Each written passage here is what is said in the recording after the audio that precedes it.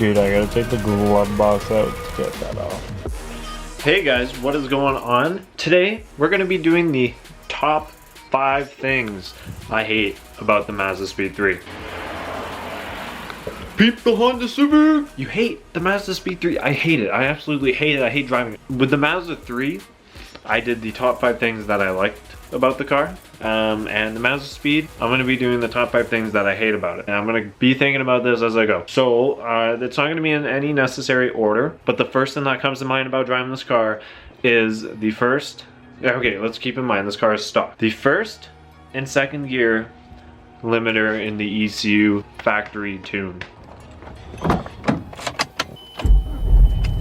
So basically, my best ability to explain this, Mazda themselves, when they were designing this car, I think for the first gens as well, I'm not sure, I can't answer that 100% for you guys, but for the Gen 2s, they limited the power from first to second to reduce torque steer. Well, let's be honest here. I mean, the only way you're gonna get torque steer is if you put your foot down into the car. So you ask me. So apparently, the way that I feel it is that the car feels like sluggish in first and second, and then, for example, the Mazda 3, it just goes, like it just jumps off the gate. Second gear boost, apparently they dropped the maximum like boost from, because it's at stock, it's at 15. Apparently you can only go 14. I don't know if that's that, but I don't know, guys.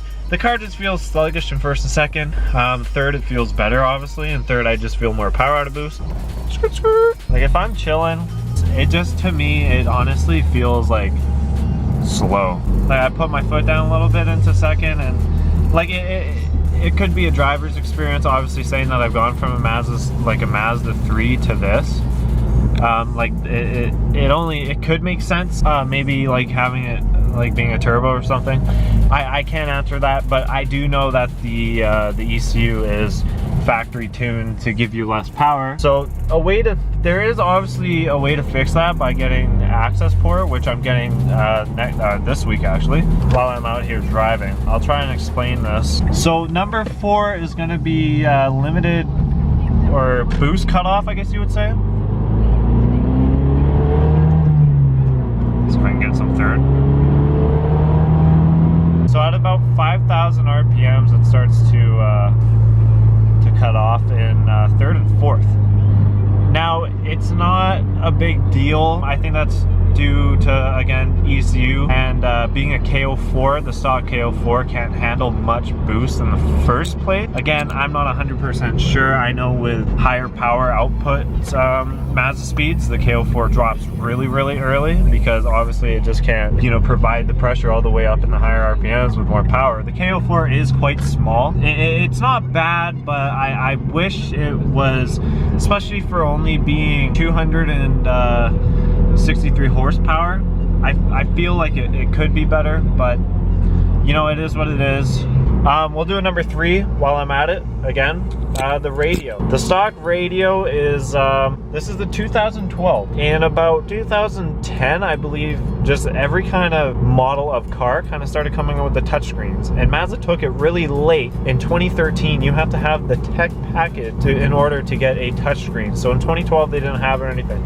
But anyways, just looking at this display, it's boring.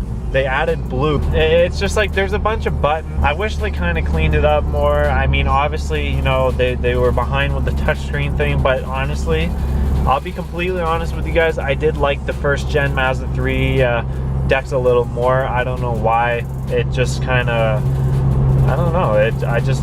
They looked a little better, to be honest. This one just seems like it's cool and all, but it honestly feels, it's pretty old in here. It feels pretty old in here. It gives it an old kind of feel to it. Like I'm not in a MazdaSpeed sort of thing. Wow, buddy. Wow. You actually just did that.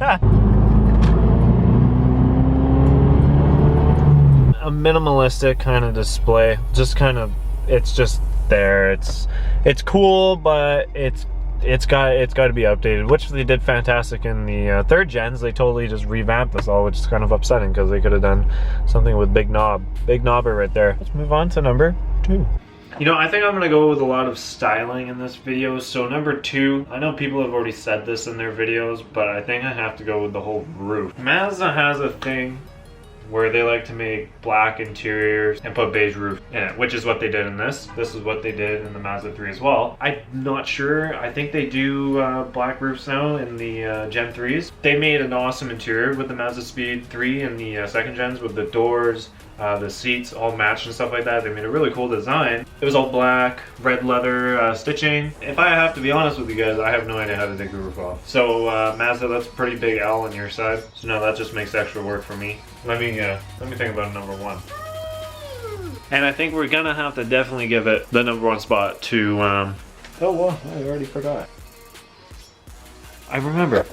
So one of the number one thing that I actually kind of like probably would put this at my number one list would be the fact that I have to prepare the car to make power. Now it kind of sounds stupid, and I mean it's kind of fair. It's a stock car. It's not really, you know, they don't make aftermarket mods or anything like that for the car. But I think Mazda should have kind of expected something here.